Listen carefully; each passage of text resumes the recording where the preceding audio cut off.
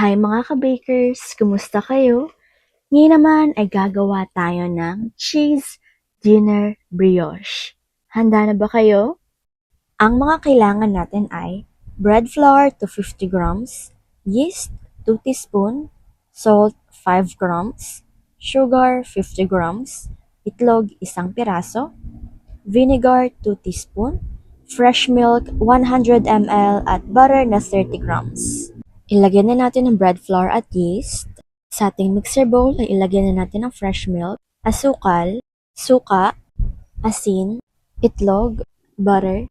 Atin muna itong haluin para matunaw na ang ating asukal at higit sa lahat ay matunaw na ang ating asin. Pagkatapos ay atin nang ilagay ang bread flour at ating yeast. Yan. Pagkatapos ilagay, atin na pong buksan ang ating mixer at hayaan lamang po natin itong mag-mix ng mga 10 to 12 minutes hanggang po sa makuha na po natin ang kanyang consistency. Yan. Ito na po siya at atin lang po siyang paandarin ng kaunti. At kapag ganito na po, yung buo na po siya, isa na po siyang dough, atin na po siyang kuhanin. Ilagay na po sa ating lamesa, paglagay po tayo ng kaunting mantika. At atin na po itong imomolde ng bilog. Atin lang po itong papaikot-ikutin gamit po ang ating mga kamay.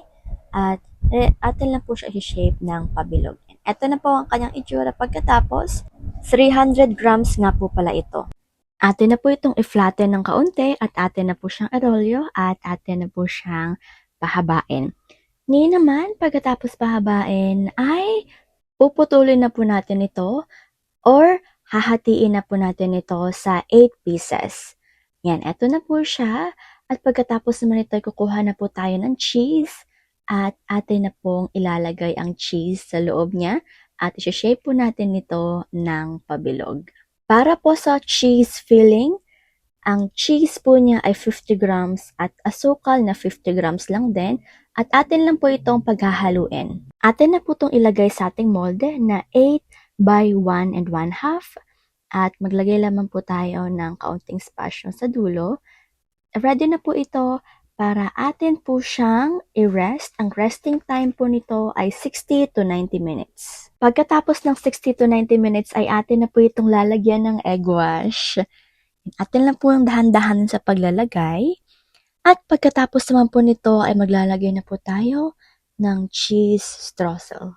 Ready na nga po ito para mailagay na sa ating oven. Ang oven temperature sa taas ay 160, sa baba ay 190 at ang baking time ay 20 minutes. After 20 minutes ay luto na po ang ating cheese dinner brioche na talaga namang masarap kung kayo po ay mahilig sa cheese. Bonggang-bongga po talaga ito. At eto na nga po ang ating finished product mga ka-bakers. Talaga namang matatakam po talaga kayo dito.